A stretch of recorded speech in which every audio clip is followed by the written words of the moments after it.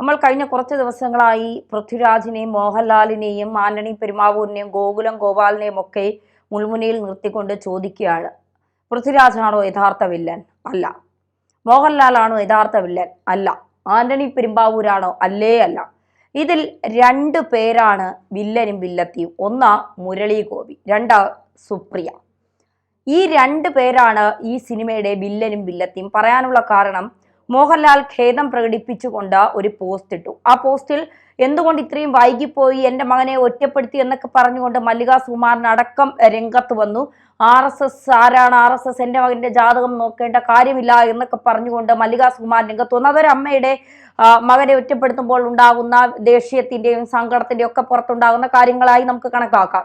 പക്ഷേ എന്തുകൊണ്ട് മുരളി ഗോപി ഈ ഒരു ഖേദപ്രകടനം ഷെയർ ചെയ്തില്ല? മുരളി ഗോപി ഇപ്പോഴും മൗനത്തിലാണ് എന്ന് ചോദിച്ചാൽ, മുരളി ഗോപിക്ക് നന്നായി അറിയാം. ഇതിന്റെ സ്ക്രിപ്റ്റ് എഴുതിയത്, തിരക്കഥ എഴുതിയത് മുരളി ഗോപിയാണ്. ഇതിൽ വിവാദങ്ങൾ ഉണ്ടാക്കാനും ഇതൊരു പക്ഷത്തെ മുൾമുനയിൽ നിർത്താനും ഒരു പക്ഷത്തിനെതിരെ ജനങ്ങളെ തിരിക്കാനും ജനവിരുദ്ധത ആ പക്ഷത്തിനെതിരെ ഉണ്ടാക്കാനുമായി മുരളി ഗോപി കളിച്ച കളിയാണ്. ആളറിഞ്ഞ് കളിക്കട എന്ന് സുപ്രിയ മേനോൻ പറഞ്ഞെങ്കിൽ ആളറിഞ്ഞ് തന്നെയാണ് മാഡം കേരളത്തിലെ ജനങ്ങൾ കളിച്ചത്. അതുകൊണ്ടാണ് 17 വെട്ട് നിങ്ങൾക്ക് അതിൽ വെട്ടേണ്ടി വന്നത്. കേരളത്തിലെ ജനങ്ങൾ കുറച്ചുകൂടി ആളറിഞ്ഞ് കളിച്ചിരുന്നുവെങ്കിൽ ഈ സിനിമ ഇന്നൊരു തിയേറ്ററിലും ഓടില്ലായിരുന്നു എന്നുള്ള കാര്യം അഹങ്കാരത്തിന്റെ ഭാഷയിൽ നിങ്ങൾ സംസാരിക്കുമ്പോൾ ഒന്നോർക്കുന്നത് നന്നായിരിക്കും.